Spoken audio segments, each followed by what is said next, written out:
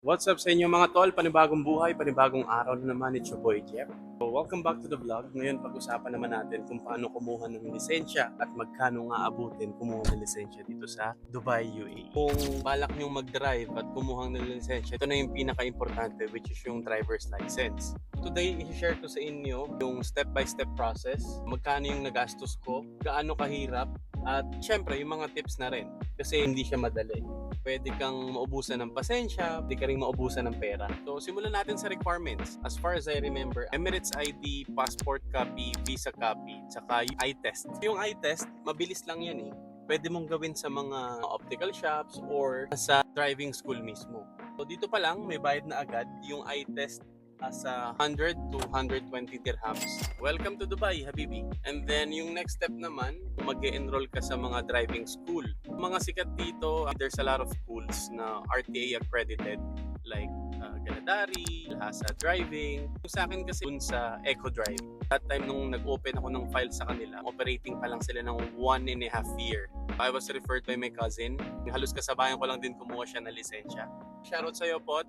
I-follow nyo rin yan, Rentology. Pag nakapag-enroll ka na sa school, pipili ka kung ano yung classes na gusto mo. Kung yung regular or yung fast track. Tawagin nila dito is unlimited. Para kahit anong bagsak ka, unlimited take mo yun. Unlike sa regular, kapag may nabagsak ang class, i-retake mo yun. Kada retake mo, may another payment.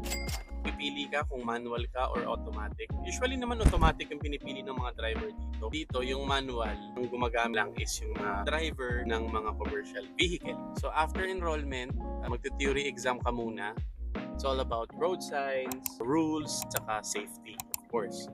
Yung exam niya is computer-based. Ang tip ko dito, mag-review ka talaga, wag mo siyang i-underestimate.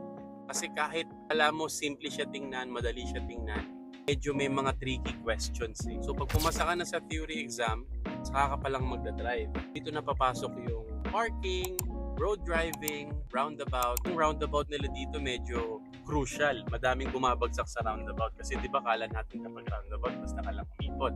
So dito, chinecheck nila the way you signal, the way ka mag-change lanes, the way ka pumosisyon, and then of course, yung lane discipline.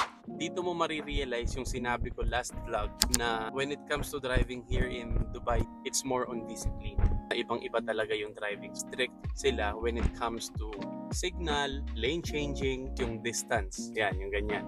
Napakaliit na maling galaw mo lang, fail agad.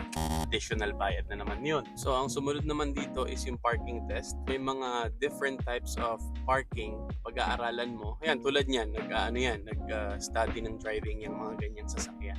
May tatlo. Parallel parking, garage parking, angle parking.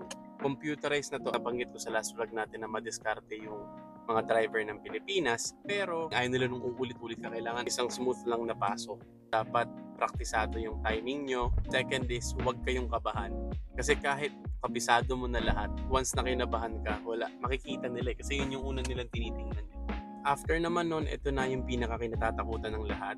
Yung final road test kasama yung examiner, which is yung mga lokal.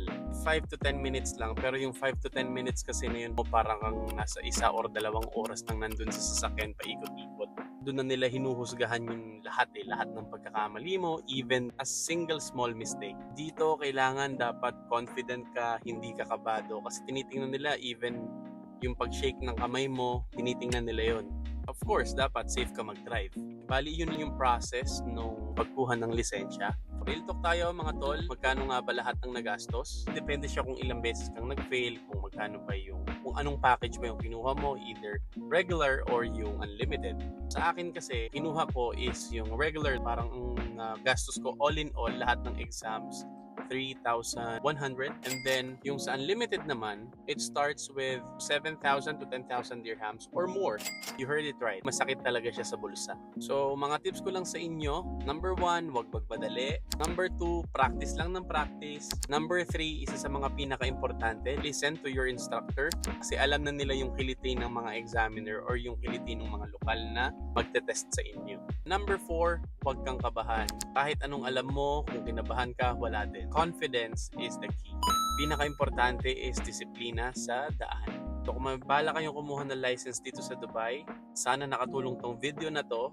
Comment nyo na rin kung ilang beses kayo nag-take bago kayo pumasa, okay?